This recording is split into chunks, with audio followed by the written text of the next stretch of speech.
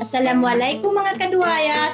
Ngayong araw ay may pupuntahan tayong bagong bukas na kainan dito sa amin. Alam nyo naman kaming magduaya, naging bonding place na namin ang mga kainan tulad nito. Kaya't samahan niyo kami at bisitahin natin ang Turabin's Budget Meal na malapit lang sa Basilan State College. kung saan kaming magduaya ay nag-graduate ng college.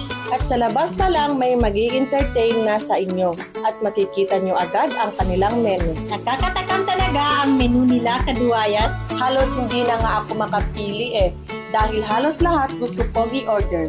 Kaya sa labas pa lang, umorder na kami kahit nasa loob naman ang counter. Hindi halatang matatakaw ang mga duayas nyo at umorder muna kami ng cheesy corn nila. Yes, hindi tinipid sa cheese at napakasarap pa.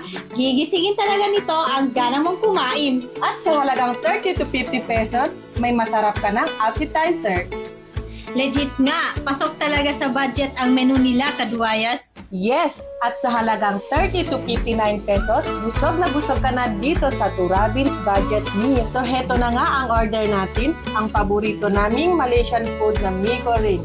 At syempre, ang Mala KFC na fried chicken meal nila dahil only gravy pa. Sulit na sulit talaga ang 59 pesos mo dito kaduayas.